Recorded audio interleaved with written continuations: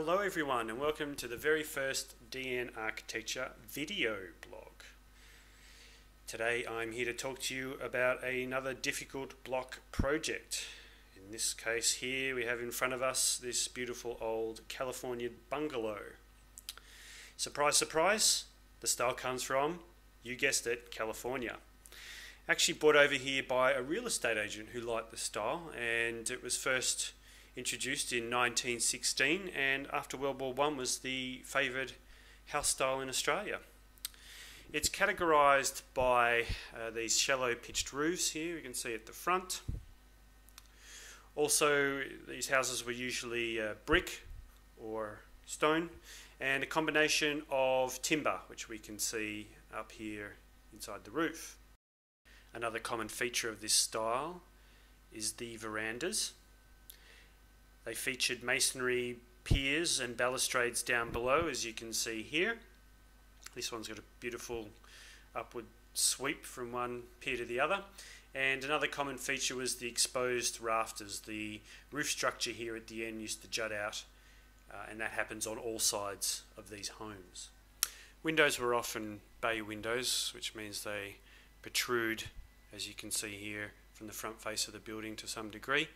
And another common feature to the California bungalow were these diamond LED light windows, which are quite beautiful.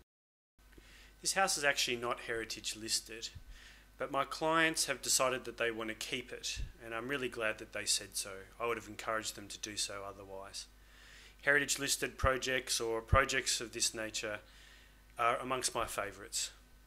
These houses have a charm and a beauty that doesn't exist in today's homes. It's so important to keep them so that future generations can understand how we once lived. These are a representation of their time, the materials that were in vogue, and the way that people used to live. Whilst we don't have heritage controls on this project, I'm treating it as if it did. And that means that any new extension is not going to be visible from the street. I believe strongly that these old houses should stand alone, and that to add another floor above or to have some extension coming around the side, it's really just ruining what we're working so hard to keep. So I want the old house to stand alone, and a new addition will be a single story one at the rear.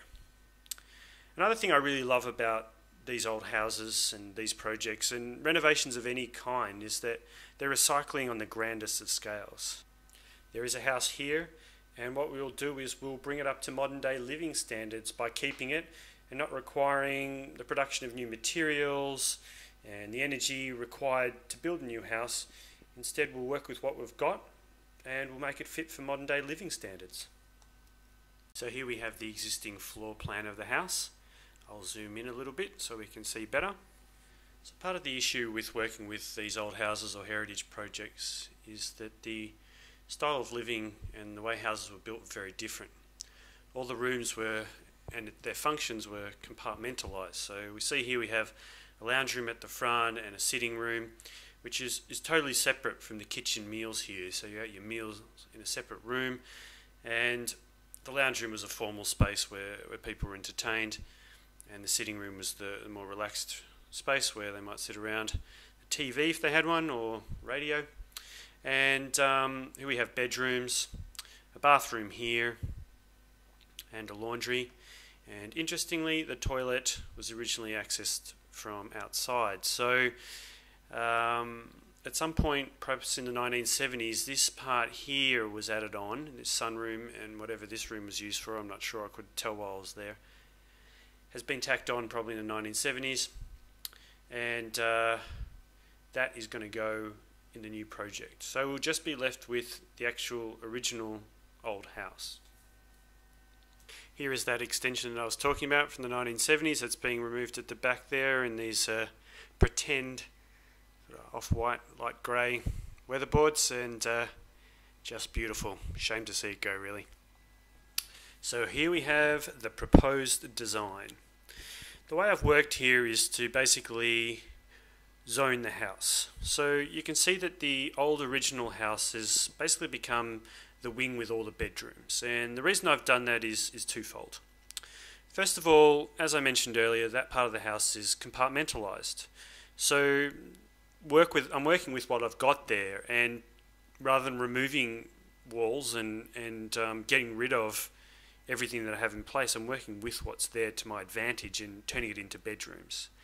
So at the front here we have a master bedroom. A former sitting room has now become an ensuite on one side of this fireplace, and on the other side is a walk-in robe. We have 1, 2 and 3 kids' bedrooms, and they share this bathroom here. If you see here, I'll just hover over here and zoom. I've hidden inside a new cavity wall I've proposed there, a sliding door, which can separate this old and now bedroom part of the house away from the new extension over here. And the reason I've done that is again for 2 reasons. Number one, the front half of the house, the old house, is the quiet zone. So by having the ability to close that door off means that activities going on in the living area don't have to disturb the bedrooms at the front. The second reason is that the new extension at the rear is built with modern building techniques, and that's to say that it's very energy efficient. It's packed with insulation in the walls, glass is double glazed, so it will retain the heat from the heating in winter and do a really good job of keeping out any heat in summer. But the old house at the front wasn't built with any, it was never really on their radars back then. So that portion of the house is energy hungry, I can call it. And by having that door between the 2 spaces means that in closing that door off during the day when the bedrooms aren't being used, there's no point in heating up those rooms, which are going to take more energy to heat. They can just be left cold unless someone wants to use one of them. And the flip side is in the evenings, at night when everyone's asleep, you can close that door and perhaps have heating on a timer, and it can turn on a little bit before everyone else does and warm up that space at the front. And the living spaces which aren't being used at the rear can just be off. So again, in summer, it's the reverse of that. You only have to cool the back half of the house when you're in it, and the front half of the house you only cool at night when you're asleep. So it just saves a lot of energy. Okay then, so let's talk about the new addition. First and foremost, what I identify is which way is north, and north is facing up the page. You can see here these boxes here with this hatching here, and we have them down here are the neighbouring buildings, and it's really important to draw those into a floor plan because you need to know who's shadowing you, who you might potentially overshadow, because there's rules protecting the neighbours from you creating a loss of amenity to them, and so there should be. You can't build a 4-story building here and block this person's sunlight. It's not fair. So by placing these adjoining buildings on the floor plan, it gives me something to work off. And we had a lot of walls here on the boundary and therefore a lot of shadows. So to capture that north light which is coming into the house this way, I positioned the new addition here as far south as possible to create the biggest gap between me and this wall to ensure that I get the north sunlight. And for those of you who don't know, north is the only side of the house that gets the sunlight the entire day. So we want to position our living spaces to face north. By doing so, I've positioned this living area here, and you can see there's all glass through here, which is lovely. It's just going to capture that north sunlight. There's big opening doors that go outside. And I've created a break between the new area here and the existing house. There's 2 glass windows here, so there'll be a little feature garden here and a little Japanese feature garden out there, which will just be beautiful. And also, I wanted to have a glimpse, a small glimpse, and we'll see this soon on the 3D imagery, of the old brickwork of the old house. I just think there's something beautiful in sitting in the old section of the house and just having this little snippet and glimpse of the materials of the old house, and just this reminder of the old and the new, basically, this modern day living standard and the beautiful open plan versus the old house. I'm very particular, or rather say very fussy, with the position of doors. I don't like doors opening into living areas. I try to keep things very neat and therefore very elegant. So there's 2 boxes sitting in these spaces. These are black boxes. They're clad in a cement sheet, which is painted in a gloss black. And similarly the laundry here. So when you're sitting in this space here, all you'll see is black walls.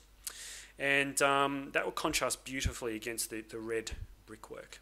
I've positioned the toilet door off around the corner here for total privacy and that feeling of separation from the main living area. And similarly, the laundry here, you have to walk around and through the back of the laundry here. Just zoomed in a bit closer here.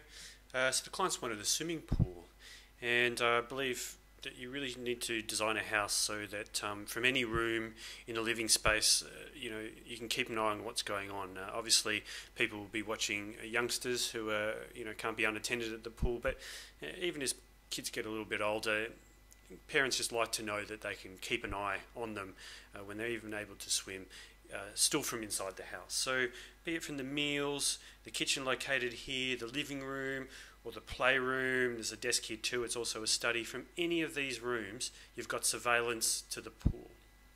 Now I've also positioned out here this undercover room of sorts. It's totally open, but it's got a roof over it, and in the afternoon as the western sun starts to come in, which is the harshest sun, it can really heat up a space in summer.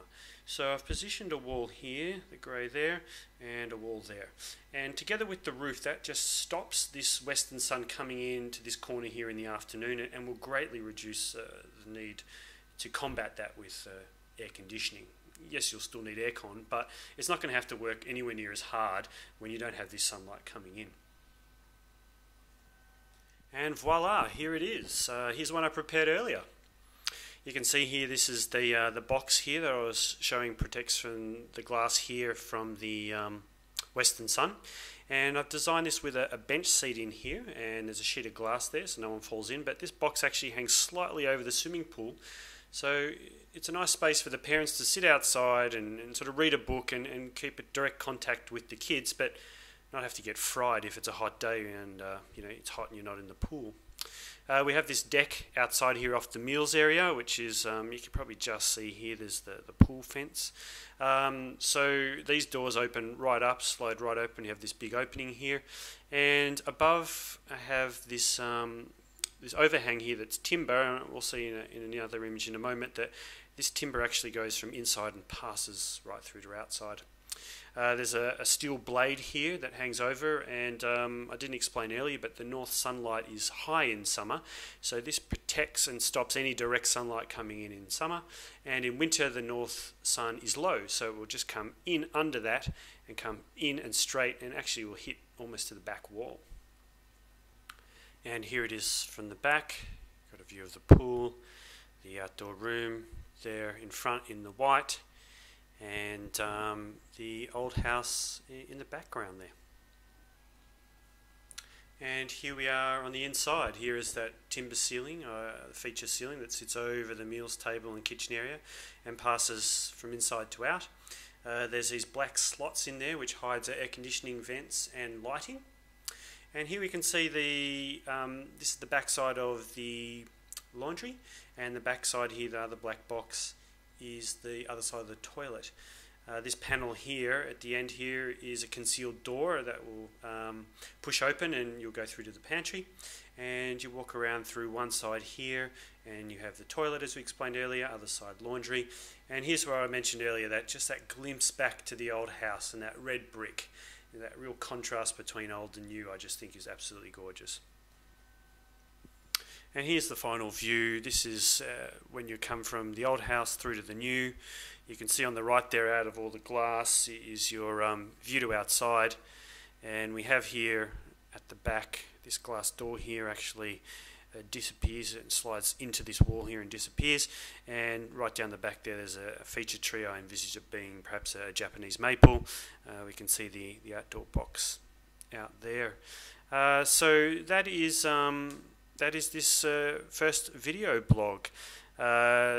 I hope you got an appreciation for the difficulties involved in dealing with an older house and working with those existing rooms, and in this case here, to squeeze all this extra space into the backyard and still have a decent sized backyard, do it all on one level so that we could respect the old house by not going up on 2 floors. And as you saw in the floor plan earlier, all those neighbouring walls right around us, which you don't see on these model photos here, I haven't included that, but all those walls around there, and working around all the shadows from that, and how I resolved that. I hope you've enjoyed the insight into all of that.